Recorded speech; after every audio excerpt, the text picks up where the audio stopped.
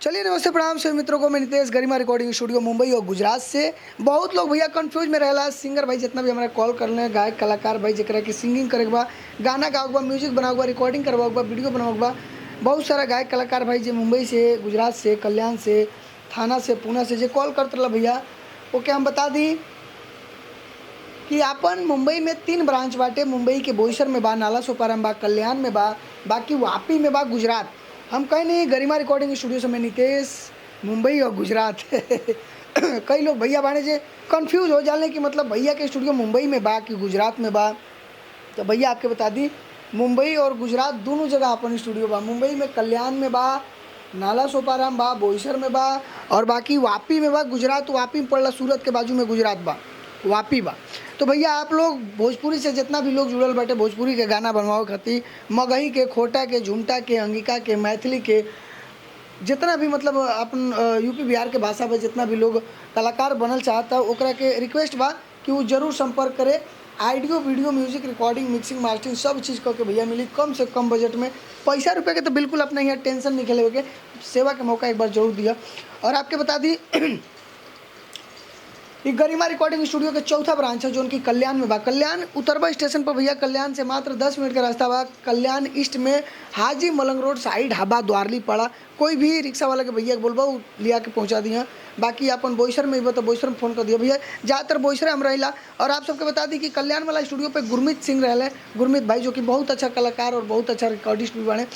और आपके बता दी कि जब भी आप आए कोनो भी स्टूडियो पर भैया, अपना गरिमा रिकॉर्डिंग स्टूडियो 1 2 3 4 कोनो भी ब्रांच पर भैया आपके हमरे जैसन सेवा मिली। बहुत लोग भैया आवे लें देखे लें कि नितेश भैया निकल, तो गुरमीत से पूछे कि भैया कहाँ है। तो भैया कभी कभी ऐसा होता है कि शूटिंग पर भी जाना होता है मुझे। बहुत सारे ऐसा सिंगर भाई बने जकर प्रोजेक्ट थोड़ा सा अच्छा खासा के बजट करेला। मतलब वीडियो जानते बड़ा सब अलग अलग क्वालिटी के बनला। केहू 5,000 बनलो, केहू 10,000 बन, केहू 20,000 हज़ार के वीडियो बनाता, केहू रानी के साथ, केहू जैनी के साथ, केहू आस्था सिंह के साथ, केहू अक्षरा सिंह के साथ, केहू क्वीन सानली के साथ। सबके मतलब अलग अलग डिमांड बा। तो एक वजह से जाए के पड़ला, कभी दिल्ली, कभी बनारस, कभी यहाँ। तो शूटिंग में लगातार भैया बिजी रहनी है। ऐसे कबो कभार स्टूडियो पर अगर हम नहीं रह पाओ तो आप लोग बिल्कुल निश्चिंत रह भैया, ऐसा कोनो बात नहीं के। मिक्सिंग मास्टरिंग म्यूजिक सब हम ही करके देव, कोनो दिक्कत नहीं के। बिंदास रिकॉर्डिंग करब, बिंदास बढ़िया से गाव।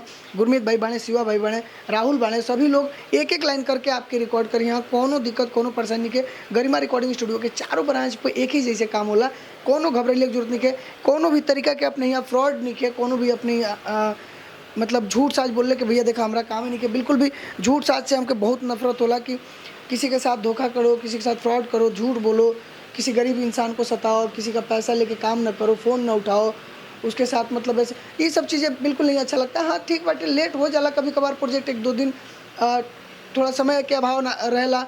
क्योंकि मान लो कि अब होली के प्रोजेक्ट बा तब लगातार चपल बाटे, सबके लाइन बाई लाइन करे पड़ला।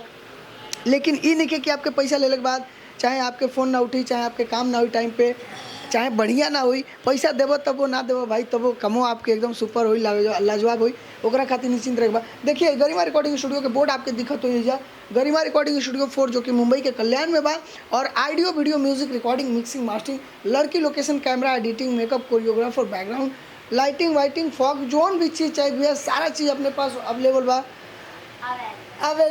और आप लोग जरूर आ सकिले, कोनो दिक्कत नहीं है। अभी अक्षु बैठल बड़ी देख सकते नहीं आप सबके खातिर काफ़ी बढ़िया खूबसूरत मॉडल आ चुकल बड़ी मार्केट में। आप लोग भी वीडियो बनवाई, काफ़ी अच्छा खूबसूरत वीडियो बनवाई और खूब आगे बढ़ी। आजकल भैया आइडियो के ज़माना नहीं के राजा। बहुत लोग बाने आइडियो में पैसा बर्बाद करते हैं, 2,000 3,000 5,000 2,500 1,000 जो भी मतलब। अरे भैया 2,000 3,000 आइडियो के लगाओ तो 2-3 हज़ार वीडियो में तनी खर्चा करके वीडियो बना लो। वीडियो बनी तो लोग देखी, बिल्कुल फेसेस पहचानी, लोग फेस देखी तार तो अच्छा एक्टिंगो करे के मौका मिली, सीखब आगे चल के तके फ़ायदा हुई। और लोग देखी तो कम से कम तके पहचानी। बहुत सारे ऐसे सिंगर भाई बने जो प्ले बैक सिंगिंग कर लें, मतलब पीछे से गाना गा लें, एक्टिंग के और कर ले। एक्टिंग जैसे मान लो हम करते नहीं, गाना के और गाता।